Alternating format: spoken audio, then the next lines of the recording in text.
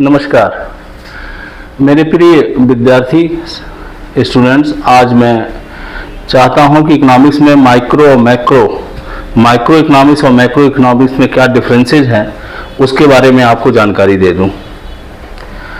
आप इकोनॉमिक्स के बहुत सारे बच्चों को देखता हूं, इन चीज़ों को लेके डाउट्स होते हैं, तो आप इस वीडियो को बड़े ध्यान से देखिएगा, आपके सारे डाउट्स दूर हो जाएंगे।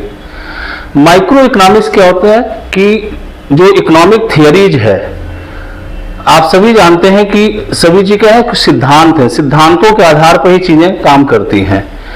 तो वह इकोनॉमिक्स चुकी है, तो इकोनॉमिक जो थियरीज है उस थियरीज का वह पार्ट जो सिर्फ इंडिविजुअल लेवल पर स्टडी करता है उसको हम कहते हैं माइक्रो इकोनॉमिक्स, और जो उस इकोनॉमिक थियरी का वह पार्ट जो एज ए होल स्टडी करता है उसको हम कहते हैं मैक्रो इकोनॉमिक्स।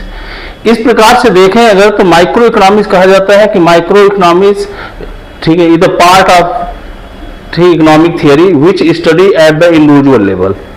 वह एक फर्म हो सकता है, एक व्यक्ति हो सकता है, एक हाउस होल्ड हो सकता है।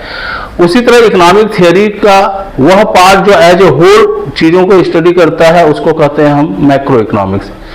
इस प्रकार से आप देखें तो जो माइक्रो इकोनॉमिक्स जो पार्ट है वो जैसे इंडिविजुअल डिमांड, इंडिविजुअल सप्लाई, ये क्या है, माइक्रो इकोनॉमिक्स है। लेकिन वही जब सारे इंडिविजुअल्स की डिमांड को प्लस कर देते हैं, ठीक है, एग्रीगेट डिमांड की बात करते हैं, एग्रीगेट सप्लाई की बात करते हैं, तो वह मैक्रो इकोनॉमिक्स का पार्ट हो जाता है।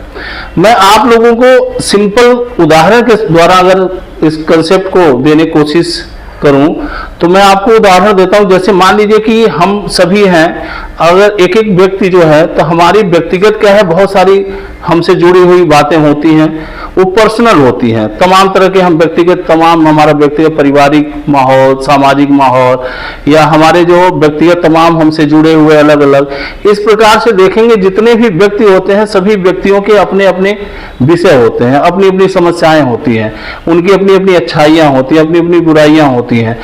वो एक व्यक्तिगत मामला होता है, इसलिए कहा जाता है भाई ये पर्सनल मैटर है, ये पर्सनल इश्यूज है। लेकिन कुछ ऐसे मामले होते हैं जो सिर्फ पर्सनल नहीं होते, वो क्या है, पूरे मानव जात से संबंधित होता है, पूरे देश की आबादी से जुड़े हुए मैटर होते हैं, उससे पूरे देश की आबादी प्रभावित होती है।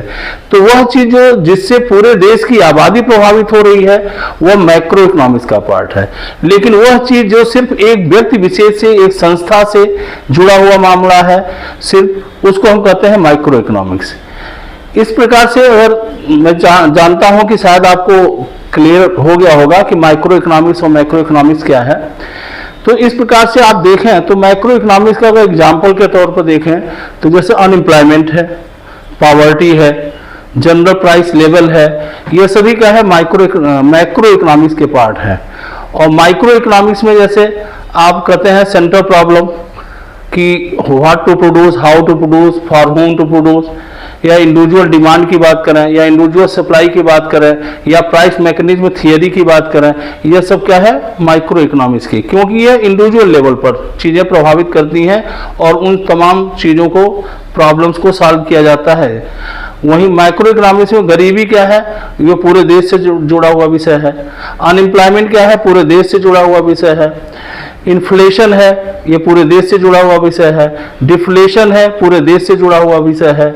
तो इस प्रकार से यह चीज़ें जो सबसे जुड़ी हुई हैं वह मैक्रो इकोनॉमिक्स है, और जो सिर्फ इंडिविजुअल लेवल पर मैटर होता है, उससे जुड़ा हुआ होता है, उसको माइक्रो इकोनॉमिक्स कहते हैं। इस प्रकार से आप माइक्रो इकोनॉमिक्स और मैक्रो इकोनॉमिक्स में डिफरेंसेस आप समझ गए होंगे। अगले वीडियो में दोबारा नए टॉपिक के साथ आपके सामने आऊँगा। तब तक के लिए जय हिंद, जय भारत।